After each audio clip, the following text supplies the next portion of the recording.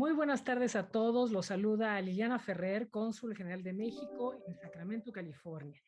Es un placer verdaderamente que nos acompañen todos ustedes en el coloquio histórico binacional 500 años de resistencia indígena 1521, toma de Tenochtitlan, organizado para conmemorar la efeméride de agosto 13, fecha en la que se cumplieron 500 años de la caída de Tenochtitlan y del comienzo de la Nueva España. Hoy tenemos el gran honor de contar con la charla La otra esclavitud, impartida por el doctor Andrés Reséndez, historiador especializado en los procesos de exploración europea temprana y colonización de las Américas.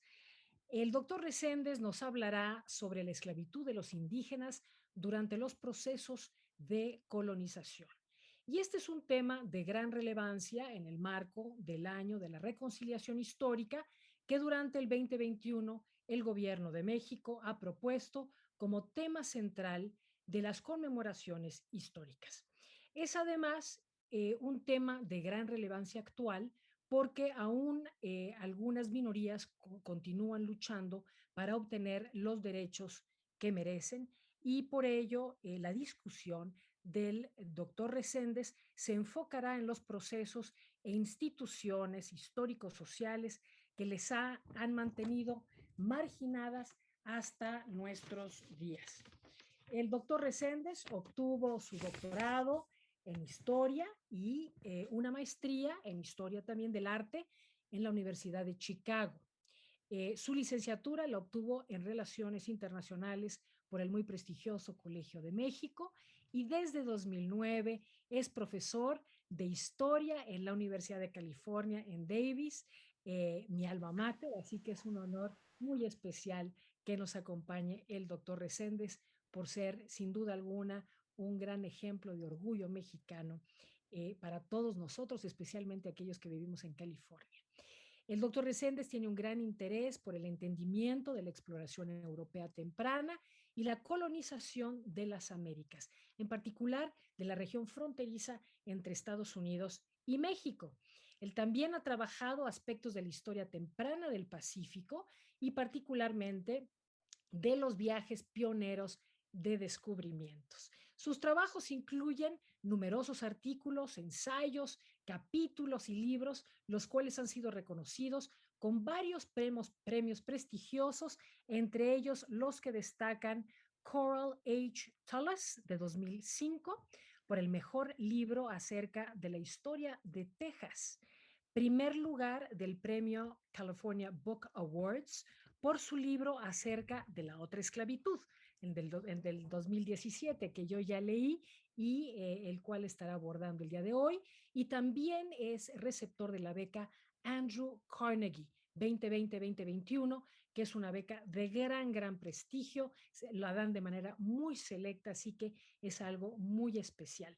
En el 2021, agregar nada más que el doctor Reséndez fue electo como miembro de la Academia Americana de Artes y Ciencias y reconocido con la distinguida beca Ritchie 2022-2023 de la Biblioteca Huntington para el estudio de la historia americana temprana. Y hace tan solo unos segundos el doctor Reséndez nos compartía muy amablemente que con estas celebraciones y estas conmemoraciones que estamos teniendo en nuestro país y que estamos difundiendo a través de todas nuestras embajadas y consulados en el mundo, nos compartió que lo acompañó la muy respetada revista y publicación National Geographic a nuestro país, a la Ciudad de México, a varios lugares históricos, donde él pudo exponer, explicar a detalle algunos aspectos relevantes de nuestra historia y sobre todo de este periodo que estamos conmemorando este año en particular. Así que con eso termino, doctor Reséndez, Andrés, muchísimas gracias por acompañarnos.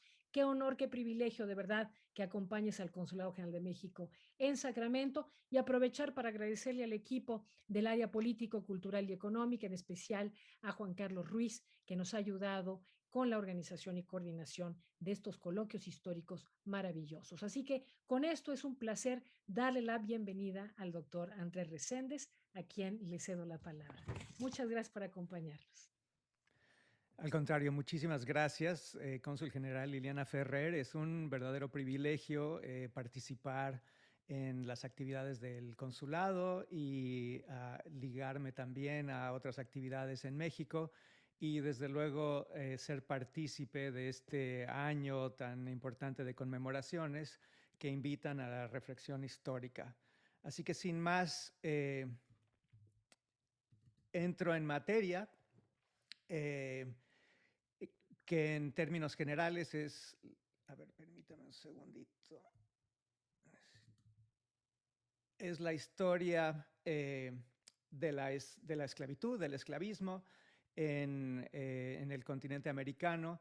Es una historia bien estudiada por muchos especialistas, muchos en México. Silvio Zavala, el doctor Silvio Zavala, desde luego, gran pionero sobre este tema, pero que de alguna manera, por la hiperespecialización, la regionalización, los estudios muy localizados, no hemos necesariamente eh, entendido bien el alcance de este triste, pero muy real fenómeno de la esclavitud o el esclavismo de indígenas, que yo la llamo la otra esclavitud. Es una historia bueno, en México, cuando estudiamos historia, siempre sabemos de encomiendas, repartimientos, etcétera, etcétera, y de esclavitud inicial de indígenas, pero a menudo la idea es que la esclavitud de indígenas se prohibió y ya no ocurrió, salvo en lugares muy remotos o en casos muy excepcionales, cosa que no es verdadera. En fin, quiero empezar con una visión, es decir, afirmar que cuando hablamos de esclavitud, lo que uno piensa inicialmente es la esclavitud de africanos. Esto es lo que vemos en novelas, en películas, en documentos tan abundantes, y pocas veces pensamos en indígenas, en nativos, nativoamericanos, y sin embargo es un fenómeno muy importante. De acuerdo a mis cálculos, algo así como 2.5 a 5 millones de indígenas fueron esclavizados desde la llegada de Colón a América en 1492 hasta 1900 más o menos. Y en mi libro trato de desglosar las regiones donde esto ocurrió. Son números, cifras muy especulativas. Eh, Tardaremos más de una generación en buscar los datos más fidedignos. Son unos cálculos iniciales basados en datos que tenemos, pero de alguna manera nos dan un primer indicio de la magnitud de este fenómeno, si lo comparamos, por ejemplo, con los 12 millones de africanos que fueron transportados a través del Atlántico. Otro fenómeno muy interesante relacionado con esto es que de alguna manera la esclavitud de indígenas es el reverso de la moneda de la esclavitud de africanos en el sentido de las víctimas. Mientras que la esclavitud de africanos fueron en su mayoría hombres adultos, en el caso de la esclavitud de indígenas, a menudo estamos hablando de mujeres y niños. Entonces, también demográficamente es un fenómeno muy interesante. Eh, en todo caso, quiero empezar esta breve charla. Quisiera hacerla breve para tener tiempo de algunas preguntas al final o comentarios. Es algo que se inició, que se pierde en el pasado distante en las Américas. Eh, Tenemos fehacientes datos de que la esclavitud existía en muchas sociedades mesoamericanas y en otras sociedades indígenas fuera del área de Mesoamérica. En lo que ahora es Estados Unidos, por ejemplo, tenemos claros indicios de que algunos grupos de los Iroquois en el noreste de Estados Unidos realizaban guerras de luto, mourning wars, como ellos les llamaban, para básicamente capturar y reemplazar a parientes que habían sido capturados o muertos por otros grupos. Tenemos también el caso de indígenas que vivían en la costa oeste de Estados Unidos, que tenían prácticas de intercambiar cautivos para sellar alianzas matrimoniales.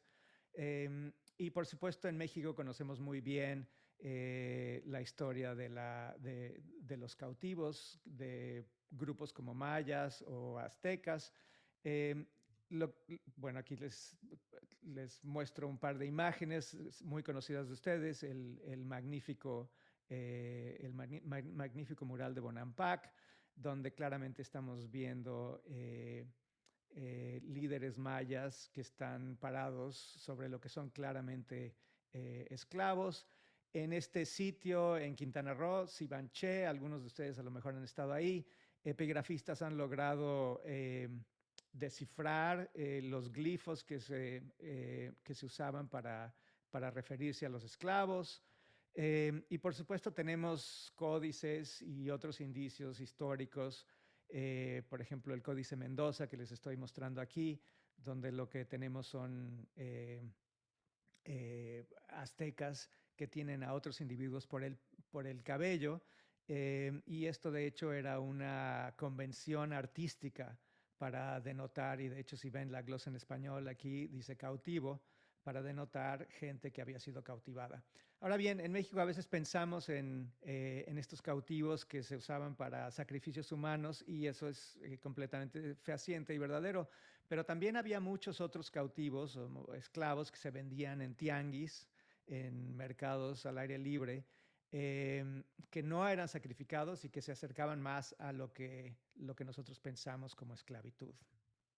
En fin, sin embargo, a pesar de que este fenómeno existía durante miles de años antes de la llegada de los europeos, de la llegada de los europeos al Nuevo Mundo, de hecho, sí cambió la forma en que estos fenómenos se daban. Y el primer lugar donde esto ocurrió fue el Caribe. En muy breves palabras, los dos cambios principales que ocurrieron con la llegada de los españoles fue la comercialización de estas prácticas de esclavismo. Como les había comentado, muchas de estas prácticas indígenas precolombinas estaban inmersas en una serie de contextos culturales y a veces sí se vendían, pero a veces no. Cuando con la llegada de los europeos, estas prácticas se volvieron enteramente comerciales y por tanto más frecuentes. Y en segundo lugar, lo que tenemos es una expansión de las redes de esclavismo. Entonces, si antes los esclavos eran obtenidos en regiones más o menos cercanas a los lugares donde acababan, con la llegada de los europeos lo que tenemos son redes de esclavistas enormes que hubieran sido absolutamente impensables antes de la llegada de los europeos. Y estoy pensando, por ejemplo, hay varios trabajos recientemente sobre apaches, los llamados apaches, eh, que fueron enviados, que vivían en lo que ahora es el norte de México y el suroeste de Estados Unidos, pero que fueron enviados hasta lo que ahora es el este de Canadá o lo que es la isla de Cuba o Veracruz en México, etcétera. Y más aún, por supuesto, tenemos indígenas del sur de Chile que fueron embarcados en el puerto de Valparaíso, cerca de Santiago de Chile, y mandados hasta Perú. Y por supuesto, nativos de las Islas Filipinas que fueron embarcados y llevados a México para trabajar en las minas de plata en el norte de México. Es decir, estos trayectos hubieran sido absolutamente impensables antes de la llegada de los europeos. En fin, el primer lugar donde esta transformación ocurrió fueron las islas del Caribe. Eh, y desde luego el primer empresario de esto fue el propio Colón. Eh, Colón era un mercader, bueno, siempre pensamos en él como un gran descubridor, un gran hombre de mar, etcétera, etcétera, y todo eso lo era, pero también era un mercader que había participado en las empresas de su familia, intercambiando textiles en lo que es el Mediterráneo. Y desde luego cuando llegó al Nuevo Mundo estaba pensando en que había llegado al Oriente y al no encontrar ni seda ni los productos que pensaba, Lo que sí se encontró, sin embargo, es una multitud de gente y desde luego empezó pensando que eso sería la manera de por lo menos sufragar los gastos iniciales de las flotas que eran tan caras que había que mandar desde España al Nuevo Mundo. Y así fue como comenzó este primer, este primer proceso de esclavitud en el que los europeos participaron. Eh, Historiadores han estimado que entre más de 1000, más de 2000, perdón, indígenas de la zona del Circumcaribe fueron enviados a España, principalmente en la primera mitad del siglo XVI. Eh, entonces, empezando este proceso transatlántico que siempre asociamos con la esclavitud de africanos, pero que en realidad fue antecedido por este fenómeno de esclavos indígenas enviados a España. Sin embargo, muchos más fueron empleados y subyugados en las propias islas. Eh, lo que ocurrió fue que los españoles encontraron grandes depósitos de oro en esta isla que ahora comparten Haití y la República Dominicana. Aquí tenemos un mapa más grande.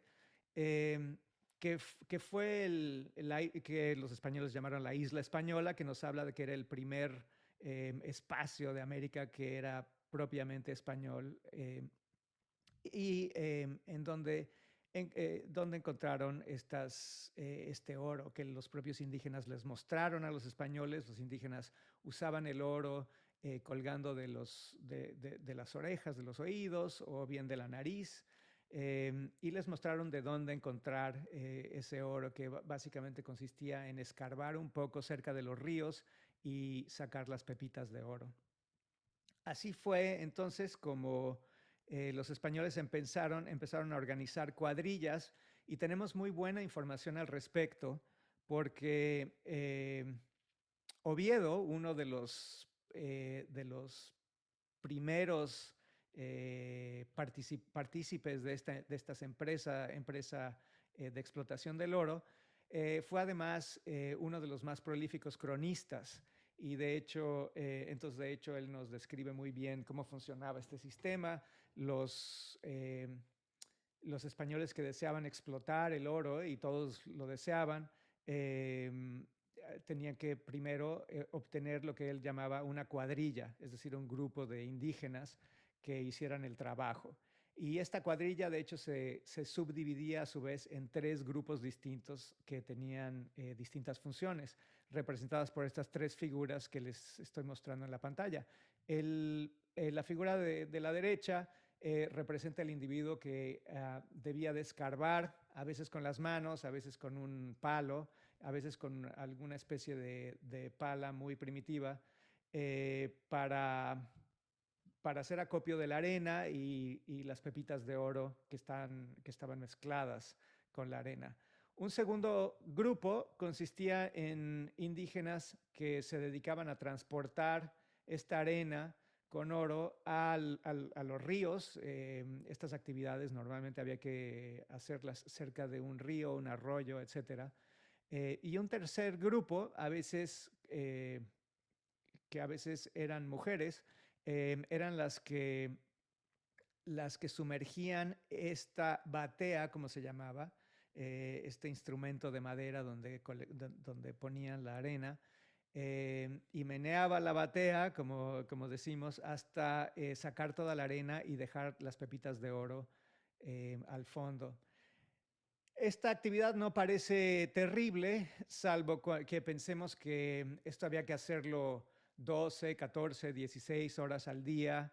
Y por supuesto, a la hora de llevar a estos indígenas a la explotación del oro, dejaban de hacer cultivos que eran absolutamente esenciales para su sostenimiento. Entonces lo que tenemos es una caída brutal de la población de la Española, de la isla Española, de la que nos dan cuenta los propios españoles con censos muy claros, así que podemos documentar esto muy precisamente.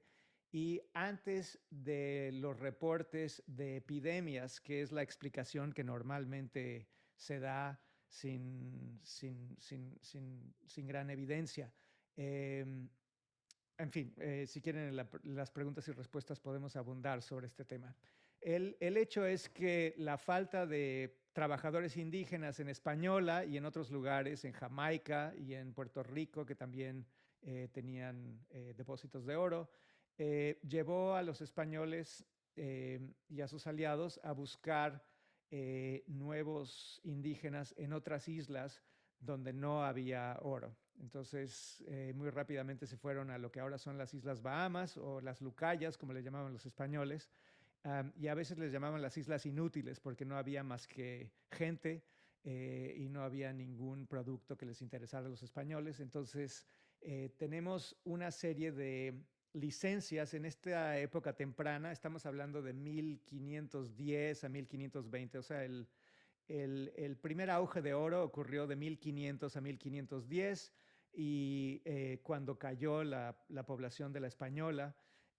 Y a partir de entonces lo que tenemos es una serie de licencias para los esclavistas para llevar esclavos a la española y a otras islas que tenían depósitos de oro. Entonces, a partir de estas licencias podemos reconstruir más o menos el origen de estas flotas, a dónde fueron, y es lo que usé para construir este mapa que les estoy enseñando. Entonces, lo que se ve muy claramente es que esta ola de esclavismo que inició en Española, en Puerto Rico y en Jamaica, muy rápidamente se expandió a otras partes del Caribe, eventualmente a la costa de México, a lo que es el noroeste de Sudamérica, en lo que ahora es Venezuela, etcétera, etcétera, las islas de Curazao, Bonaire, Aruba, como ustedes pueden ver en el mapa.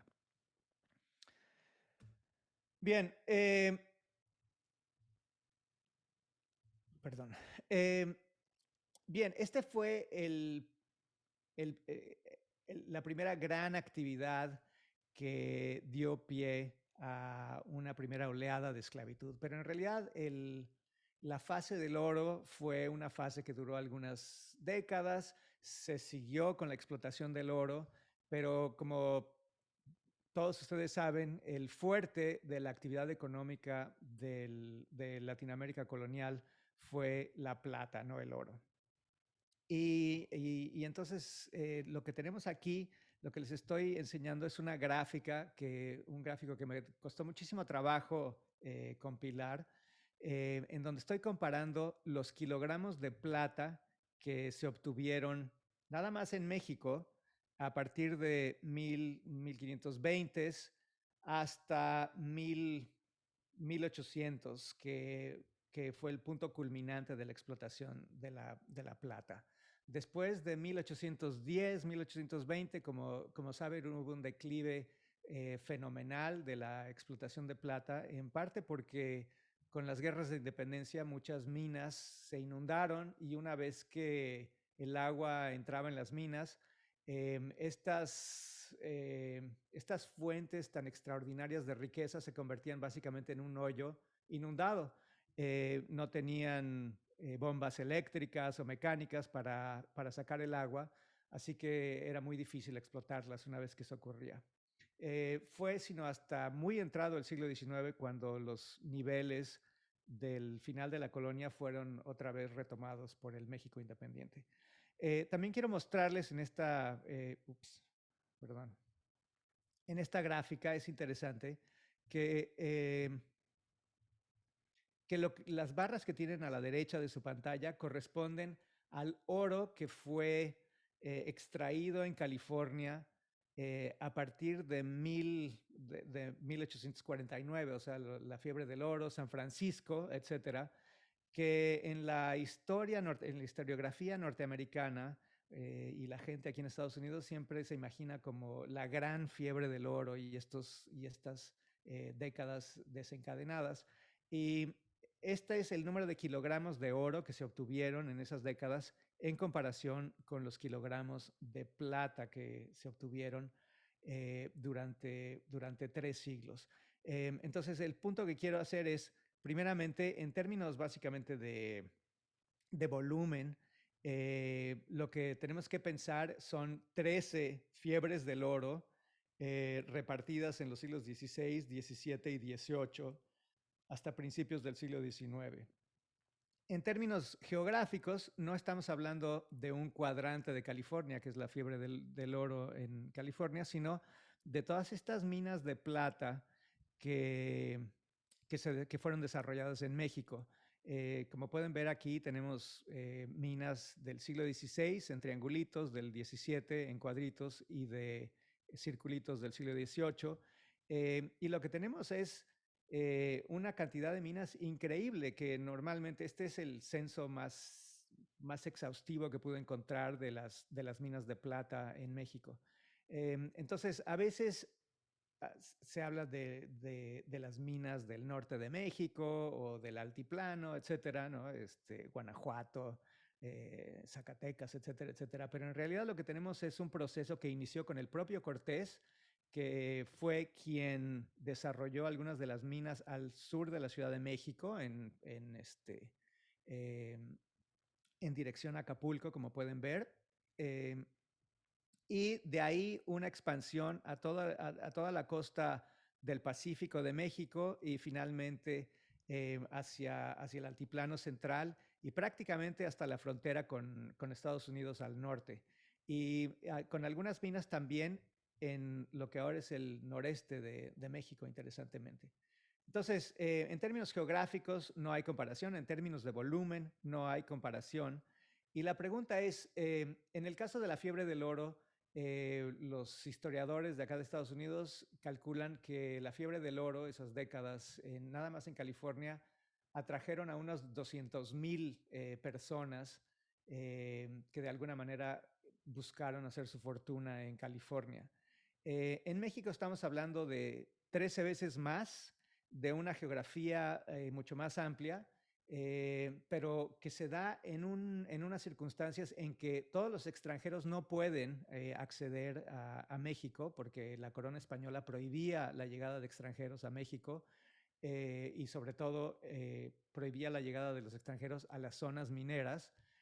Así que la Nueva España y los mineros de esa zona tenían que hacer acopio de esclavos africanos y de cualquier otra gente que estuviera dispuesta o que fuera posible forzar para trabajar en estas minas. En fin, las condiciones, no quisiera alargarme demasiado en esta sección, pero nada más lo que quisiera decir es que las condiciones de trabajo de las minas coloniales se las imaginan muy bien. Puedo comenzar enseñándoles esta fotografía de 1905 de Guanajuato, de un ingeniero minero americano que tomó que básicamente nos retrata a lo que se llaman tenateros, es decir, las personas cuyo trabajo es traer los pedazos de piedra de la mina hacia arriba. Básicamente lo que ocurre a la hora de hacer minería de plata es mucho más difícil que hacer la minería del oro, que les estaba describiendo de principios del siglo XVI, porque bueno, no se trata de buscar pepitas y sacarlas con una batea, sino hay que encontrar las venas, buscar las venas que a menudo resultaban hoyos profundísimos. No sé si seguramente muchos de ustedes han estado en la Valenciana, en Guanajuato, y se imaginan simplemente cavar estos túneles tan enormes que en el siglo XVI y siglo XVII había que hacerlo sin contar con explosivos, etcétera. Imagínense nada más lo que implicaba hacer esos túneles. Pero ese era simplemente el principio de la labor. Después había que traer todas estas piedras, había que subirlas y por eso estos tenateros, ese era su trabajo. Bueno, sí, perdón. Eh, Y después había que extraer la plata de ahí. Lo que había que hacer era pulverizar estas piedras, había que mezclarlas con una serie de reactivos y con mercurio, que era tan tóxico, y después vaporizar el mercurio y dejar la plata pura abajo. Entonces, una labor titánica. Entonces, en el norte de México, esta actividad febril condicionó áreas enormes en lo que es lo que ahora es el suroeste de Estados Unidos. Y una cosa que es muy interesante en este fenómeno de la esclavitud es que es un fenómeno que lo podemos ver desde el punto de vista muy nacional, lo que pasó en México, etcétera, o lo que pasó en el Caribe, pero es un fenómeno global que a menudo rebasa o que casi siempre rebasa las fronteras nacionales. Entonces hay que ver los fenómenos interconectados. En el caso de lo que ahora es el suroeste de Estados Unidos, lo que tenemos es lo que ahora son los estados modernos de Nuevo México y Arizona, que no, no tuvieron, bueno, los españoles no encontraron plata ni oro en ninguno en esta región. Sin embargo, estas zonas sirvieron de alguna manera como lugares de acopio para las minas que se encontraban más al sur.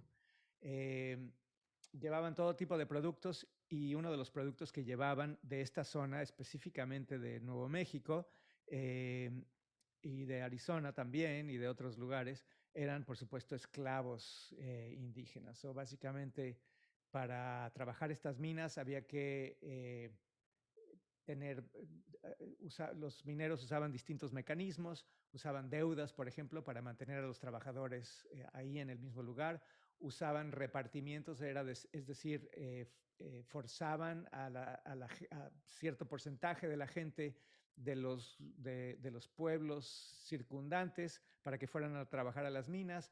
Había algunos otros, pero muy pocos, que a partir de la encomienda es otra institución y podemos hablar de eso más a menudo. Y también había esclavos que eran traídos de lugares más remotos como Arizona y Nuevo México.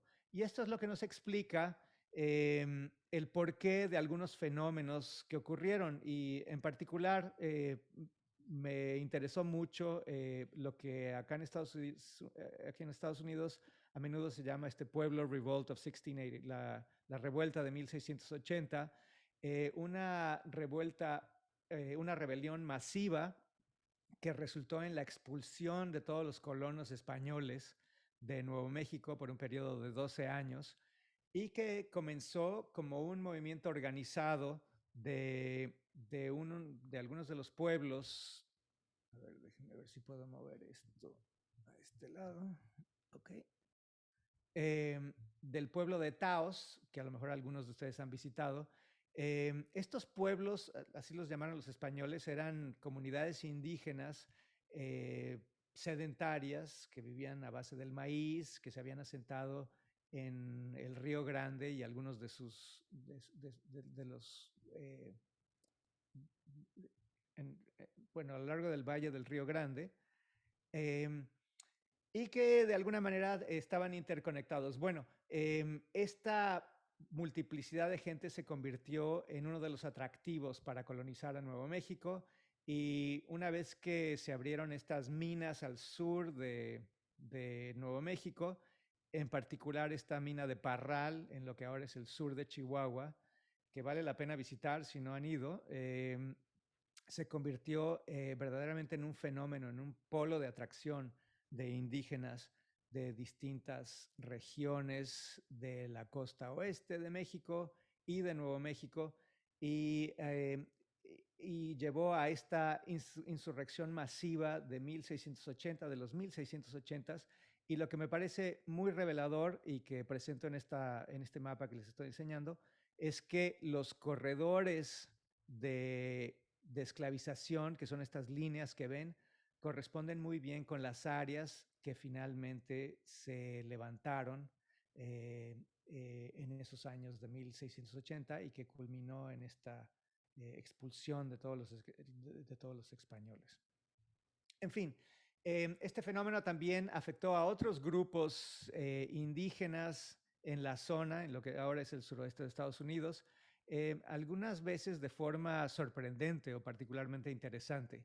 El caso más estudiado es el de los comanches, que habitaban una región que la Comanchería, la llamada Comanchería, que se ubica entre lo que ahora son los estados de Nuevo México, que aquí lo ven Santa Fe, Albuquerque, etcétera, Nuevo México del lado izquierdo, y lo que ahora es Texas, San Antonio, la Bahía, etcétera, del lado derecho. Esta comanchería, estos comanches básicamente aparecieron del norte, bueno, migraron del norte, llegaron a lo que es el norte de Nuevo México, participaban en las ferias de Nuevo México inicialmente, eh, capturando búfalo, vendiendo pieles de búfalo, etcétera, y eventualmente se convirtieron en un verdadero factor de poder en donde uno de los productos que vendían era, por supuesto, a los indígenas. Eh, lo que es muy interesante es la transformación al interior de la sociedad comanche.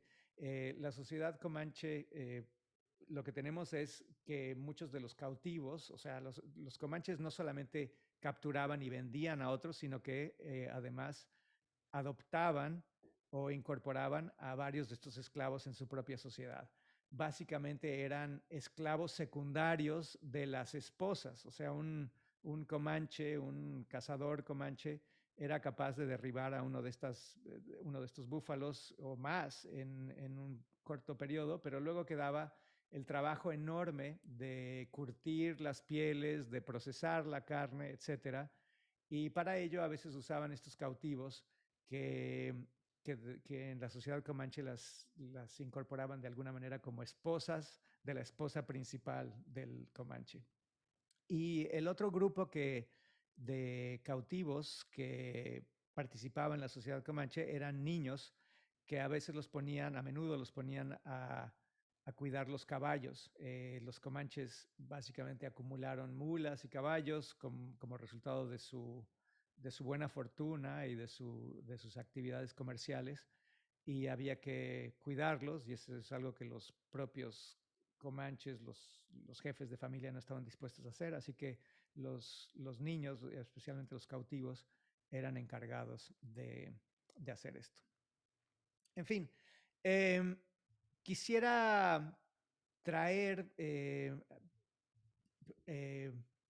más al cerrar esta plática, trayendo el tema más al presente, decir que esto no solamente fue una práctica de la época colonial, tanto en Estados Unidos o en Canadá o en Sudamérica o en la Nueva España, sino que es una institución que sobrevivió y que permaneció en el México independiente, por ejemplo. Es muy interesante que como resultado de las guerras de independencia, algunos de los líderes, Morelos, etcétera, eh, se abocaron a tratar de limitar esta institución de la esclavitud o el forzamiento de los indígenas. Y sin embargo, inmediatamente después de la Constitución de 1821, varias legislaturas estatales lo que hicieron fue eh, regular, sí, regular y pasar leyes que de alguna manera regularizaban el peonaje, que es parte de lo que yo llamo esto, digo, la otra esclavitud, en el sentido de que era, a pesar de que la esclavitud había sido prohibida de en las leyes desde 1542, con las llamadas nuevas leyes en España, lo que ocurrió fue una metástasis, por decirlo así, de estas prácticas después de medio siglo de haberse valido de la esclavitud. Los, los dueños de esclavos se valieron de una serie de eufemismos, de una serie de prácticas que no llamaban esclavitud, pero que lo eran en la práctica y que siguieron a lo largo del resto de la colonia y que siguieron después de la independencia de México y la independencia de otros países de América Latina y la independencia de Estados Unidos también. Eh, Quiero terminar nada más diciendo que para eh, que dada esta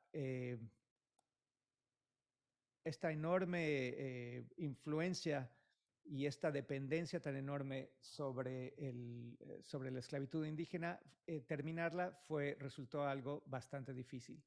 Entonces, como dije, en México hubo esos intentos durante la independencia. De hecho, los indígenas que hubieran nacido dentro del territorio nacional fueron automáticamente considerados como ciudadanos mexicanos, pero de hecho la esclavitud, la otra esclavitud, continuó con prácticas como el peonaje, como les estaba diciendo, y que muchos de ustedes conocerán que continuó durante todo el siglo XIX, y de hecho tenemos, por ejemplo, el famosísimo caso de las haciendas yucatecas de principios del siglo XX, y los indígenas yaquis que fueron llevados desde Sonora allá, etcétera, historias bien conocidas que de alguna manera nos dan testimonio de cómo perduraron estas prácticas durante todo el siglo XIX.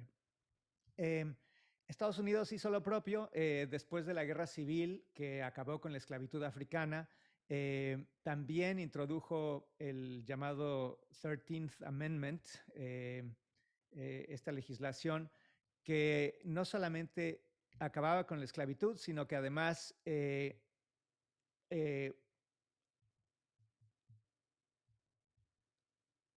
eh, además incluía al servicio involuntario, excepto para los criminales. Y esto dio pie eventualmente a una serie de prácticas que también, eufemísticas, etcétera, que no acabaron con la esclavitud en Estados Unidos y que podemos muy bien discutir en las preguntas y respuestas. Así que es una historia. Yo acabo mi libro en 1900. Algunas de estas prácticas siguieron en el siglo XX y por supuesto ahora varios investigadores han hablado de la nueva esclavitud, pero dado el panorama que les he presentado muy brevemente aquí, es decir, algunas de estas prácticas tienen algunas variantes novedosas, pero básicamente los mecanismos de coerción son algo muy añejo que se remontan al siglo XVI o antes, tanto en Europa como en el Nuevo Mundo, y que son extraordinariamente difíciles de acabar. Así que con esto termino. Muchísimas gracias.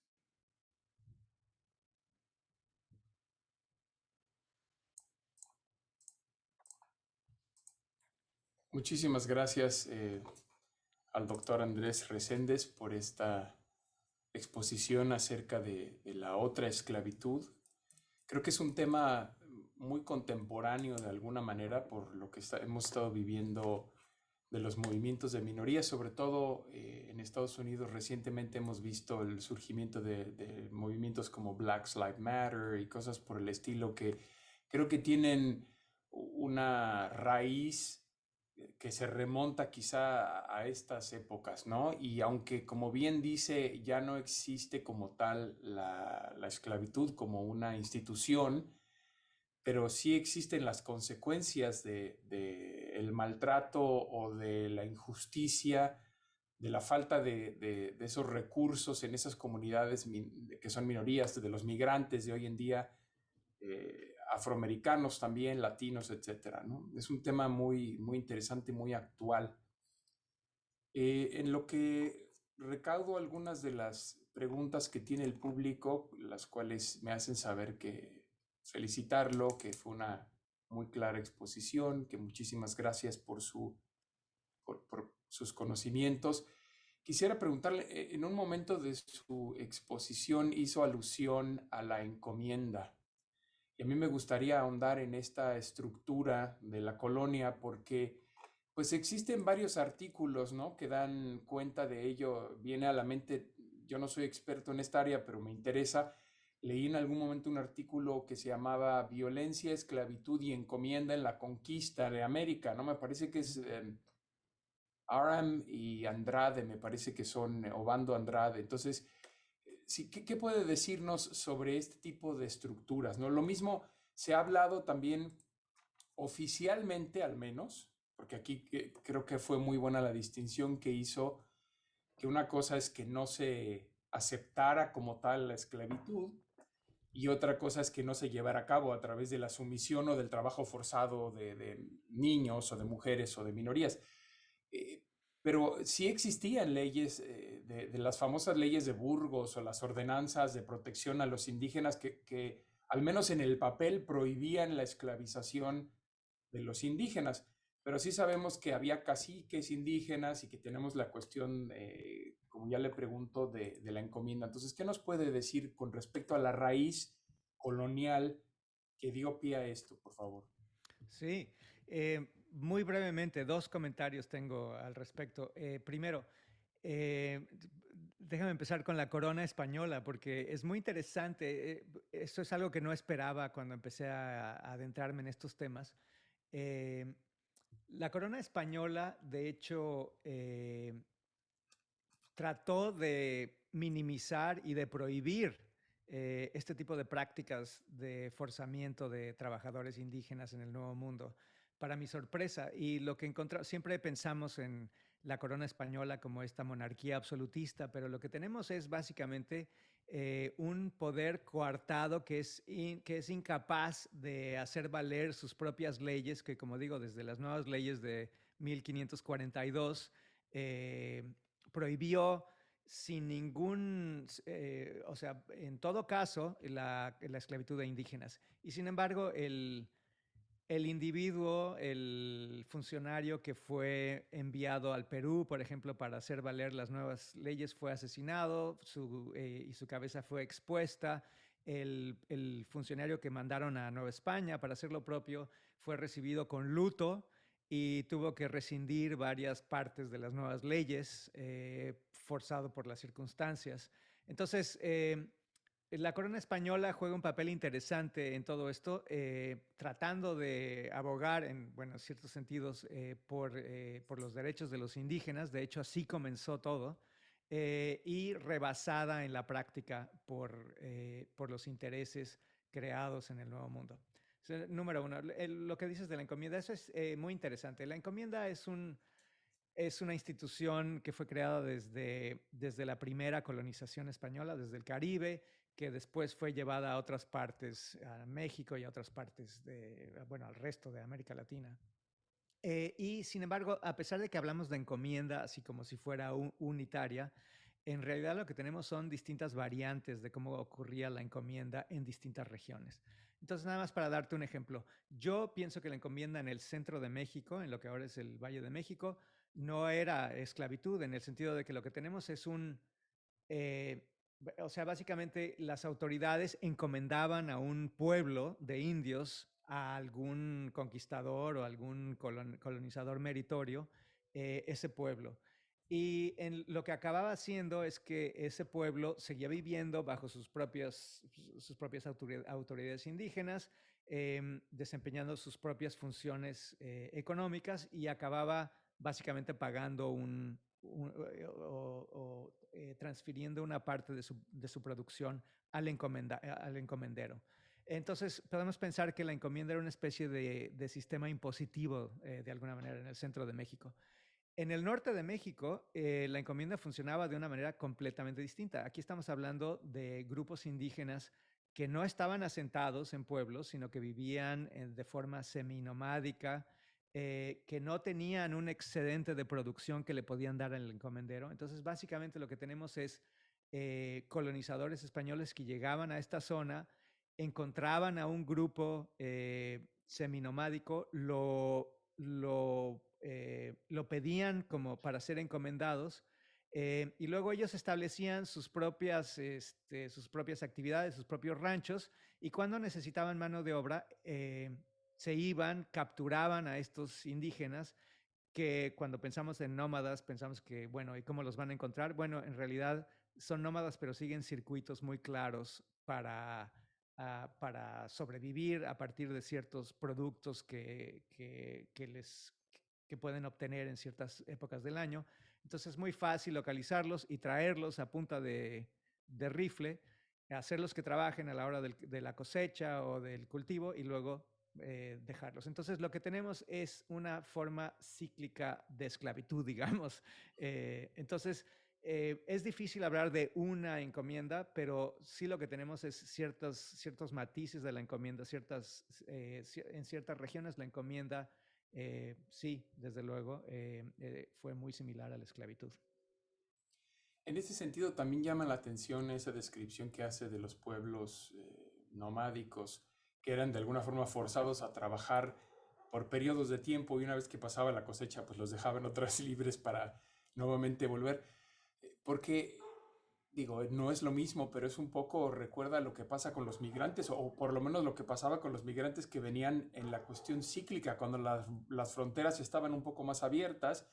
Venían de México, trabajaban en Estados Unidos un tiempo, cuando había la necesidad de hacer eso por una paga mínima y volvían otra vez a su pueblo, ¿no? Entonces, de alguna forma, esa estructura eh, modernizada, ¿no? De pagar poco, pero sigue existiendo de alguna manera, porque una de las razones por las cuales no es posible en este mundo moderno arreglar la migración entre México y Estados Unidos es justamente porque hay compañías que explotan esta posibilidad de tener gente que no tiene un derecho, que se llaman en este momento ilegales cuando en realidad son indocumentados, pero en realidad son migrantes, ¿verdad? Que al estar fuera de su tierra no tienen un derecho y son explotados. Es una forma de esclavitud moderna en la que el pago es menor de lo que dictamina la ley. No tienes el derecho de queja, no tienes el derecho, no sé, a una atención médica y después eres de alguna forma desechable, ¿no? Vuelves otra vuelta a otro lado o te la pasas migrando de un sitio a otro donde está el trabajo, pero de alguna forma vemos que esa es la raíz de este tipo de costumbres, ¿no? Y que continúan hasta la fecha.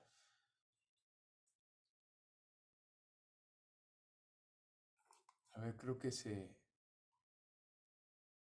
desconectó su micrófono. Doctor Andrés, no le escucho.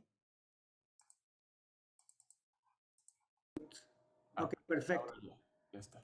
Perdón, es que en fin, no importa. Lo que quería comentar es, en fin, hay muchísimas instituciones actualmente que parecerían, yo lo que quisiera ser muy claro al respecto, porque no todo es esclavitud, de que hay abuso, etcétera, etcétera, pero si vamos a hablar, si bien es cierto que yo trato de ser más inclusivo en el sentido de que la visión tradicional era, no, es que encomienda no es esclavitud, repartimiento no es esclavitud. Entonces vamos a aislar todos estos distintos.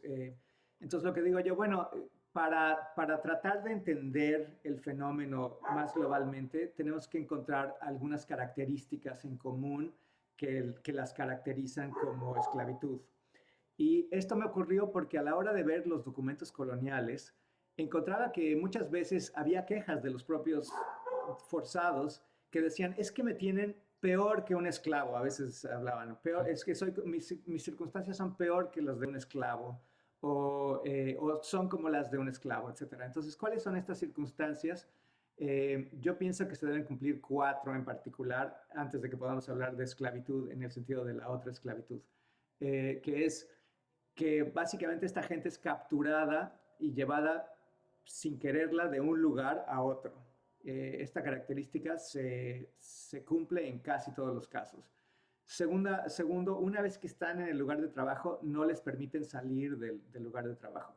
Una tercera característica es el uso de la violencia o por lo menos la amenaza de la violencia para hacerlos que trabajen. Y una cuarta característica es efectivamente el pago, que a veces no existe o a veces es simbólico. En el periodo colonial y en el siglo XIX a veces se hacía con ropa o con comida, etcétera.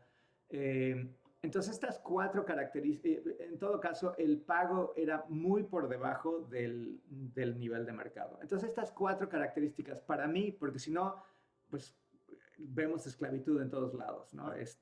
Entonces quiero ser muy claro al respecto.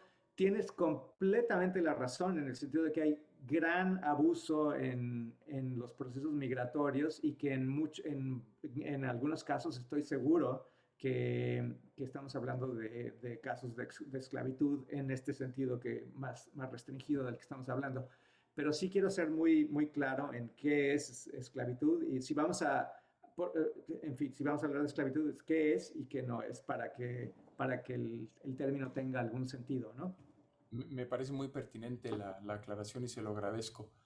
Eh, Aún así, en ese sentido, podría caber o no, ahora lo planteo como pregunta, el hecho de pensar en, por ejemplo, en el desposeer, hablemos de la expansión de las colonias tradicionales americanas a lo largo de lo que es ahora el país conocido como los Estados Unidos. En ese momento hubo una desposesión de la tierra de los nativos que vivían ahí, una concentración de ellos en un área determinada de la cual no se les dejaba salir, una reserva, por ejemplo, un pago muy disminuido o en todo caso un acceso a recursos comparativamente muy pequeños. Entonces, no sé qué piensa usted de eso dentro de la misma definición que acabamos de aclarar de lo que es y lo que no es una esclavitud. Sí, con gusto.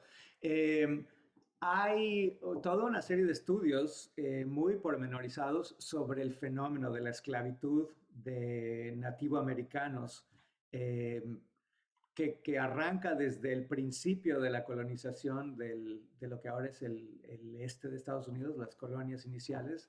Eh, Se da a todo lo largo de la costa, desde Florida, donde tenemos bueno, no solamente colonos que cautivan a los indígenas, sino que tenemos grupos de indígenas que se especializan en capturar a otros indígenas y venderlos a los colonos. Desde eso hasta lo que ahora es Nueva Inglaterra, donde lo que tenemos son rebeliones de indígenas y guerras con los colonos, en los que los colonos básicamente apresan a varios de estos indígenas y los mandan a las islas del Caribe como esclavos. Así desaparecen este problema y además sacan provecho de estas guerras, ¿no? Entonces, eso está bien documentado. Lo que es muy interesante en el caso de Estados Unidos es que para los siglos XVIII y XIX, estas formas de esclavización de indígenas fueron opacadas, eclipsadas por la llegada de millones bueno, no millones, por la llegada de africanos, de esclavos africanos.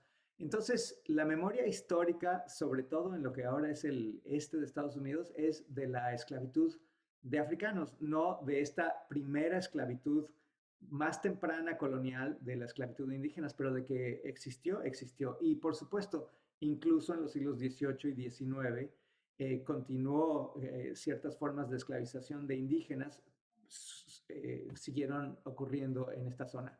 Ahora bien, esto es el este de Estados Unidos. En el oeste de Estados Unidos la situación es otra, porque acá hay menos esclavos africanos, eh, acá se encuentran a grupos indígenas más poderosos, básicamente como estos comanches, o yutas, etcétera. Estos grupos adoptaron el caballo y se convirtieron en poderes ecuestres que se dedicaban a la captura de otros indígenas. Entonces todo esto facilitaba el tráfico de indígenas en lo que es el oeste de Estados Unidos a todo lo largo de los siglos XVIII y XIX, que también está bien documentado. Incluso aquí en California, donde vivimos, tenemos una historia muy bien documentada sobre el fenómeno del esclavismo de indígenas. Así que no es algo nada más de México, no es algo nada más de Estados Unidos, es un fenómeno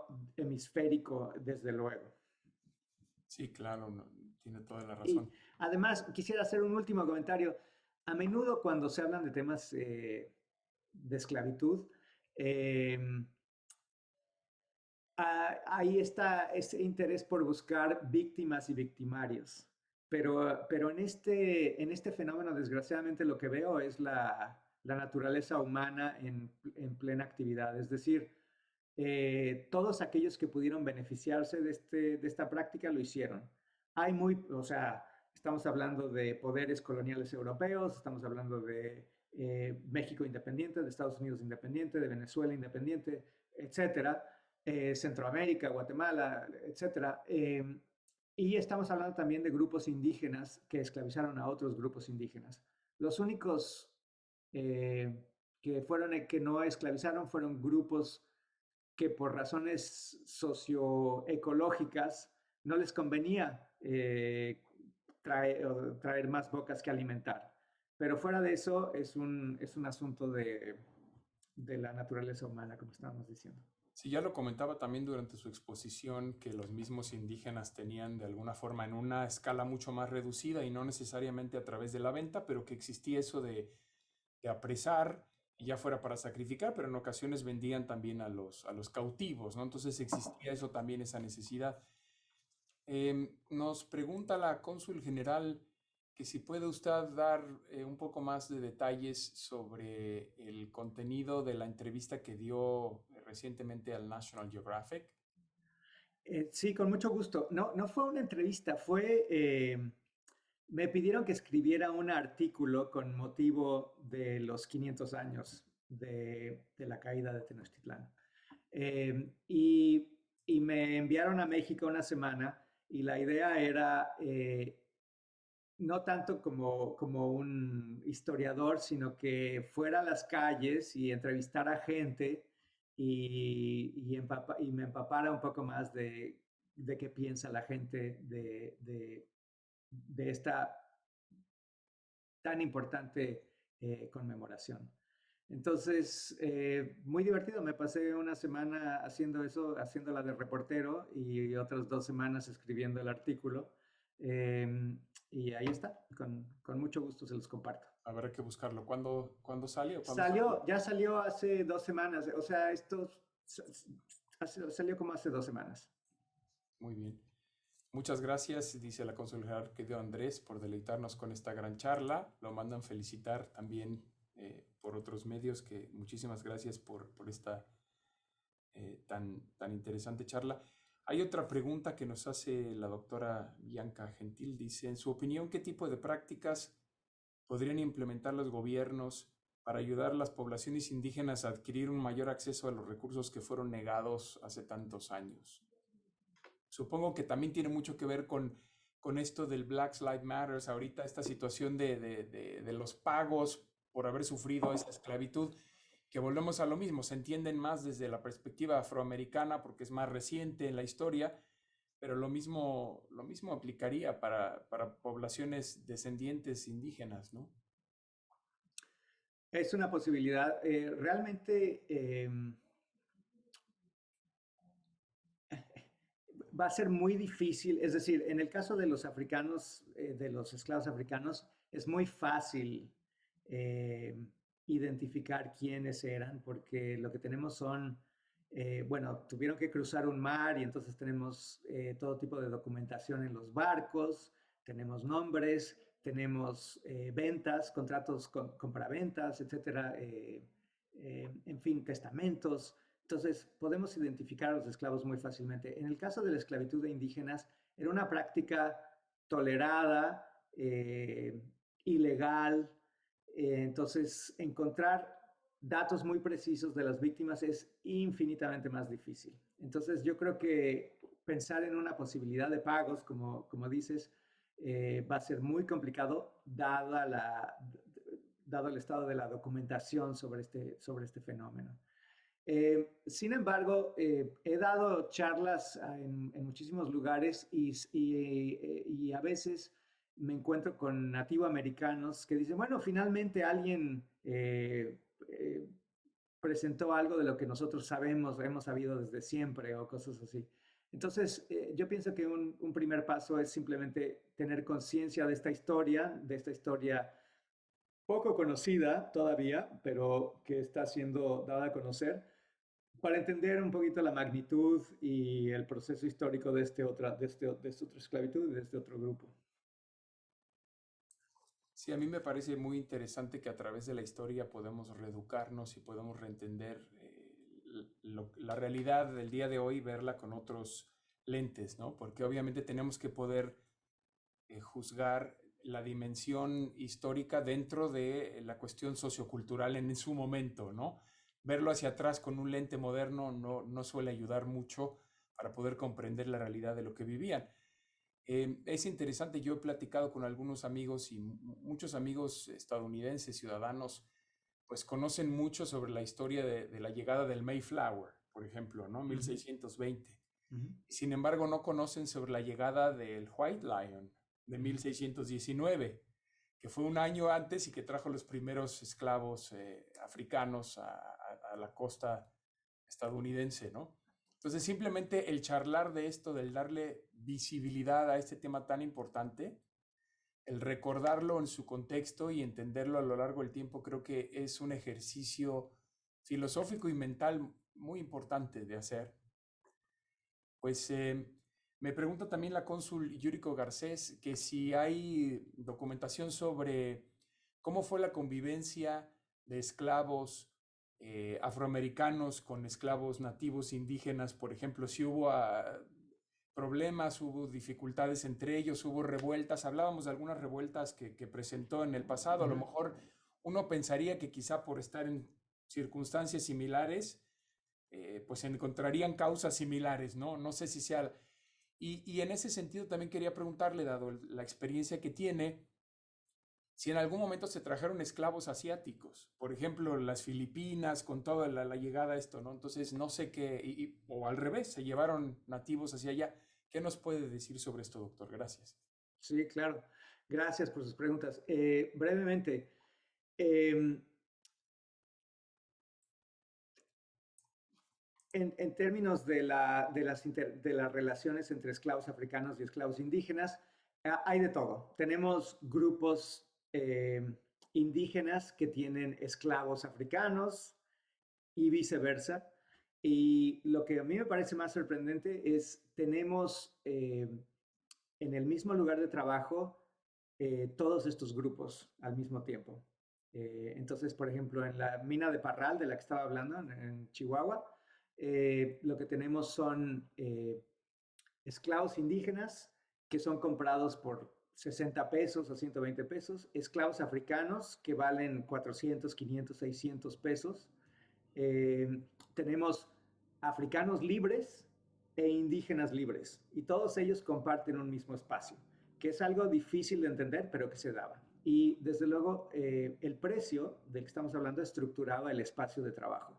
Entonces, obviamente, si tú eras un minero racional, pues ibas a mandar a las labores más peligrosas a los esclavos indígenas, porque si se morían, si había un colapso de un túnel, etcétera, etcétera, pues lo podías reemplazar con menos dinero que algún esclavo africano. Entonces, ese es el tipo de relaciones que había entre uno y otro. Tu segunda pregunta, Juan Carlos, desde luego que hubo esclavos de las Filipinas, no solamente de las Filipinas, desde el continente, desde el subcontinente indio, fueron traídos. Yo me encontré en estas mismas minas de Parral, te estaba hablando de los precios, 60 a 120 por los esclavos indígenas, 400, 500, 600 por los esclavos africanos, 800, 900 por estos esclavos asiáticos. Que fueron traídos desde la India, que permanecieron, tengo en particular la documentación muy clara de uno de ellos, pero bueno, hay libros al respecto. Permaneció con una orden de agustinos en las Filipinas y luego los padres lo mandaron en el galeón de Manila a Acapulco para venderlo en México. En Acapulco fue adquirido, lo llevaron a Cuernavaca, etcétera. Cambió de manos hasta llegar a las minas de plata del Parral. Una aventura de toda una vida. Interesantísimo tema.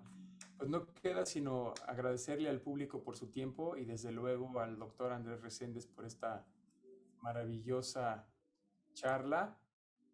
Doy rápidamente un lectura algunos comentarios. Carolina Gor nos dice: gracias, doctor Andrés Reséndez, por su excelente ponencia, muy interesante presentación, la otra esclavitud.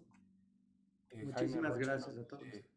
Excelente presentación, muchas gracias al profesor Reséndez y al doctor Ruiz Guajardo por facilitarla. Mi interés radica en la literatura y su charla me recuerda el libro de La isla bajo el mar, de la escritora Isabel Allende, que gira en torno a la esclavitud de los nativos de Haití.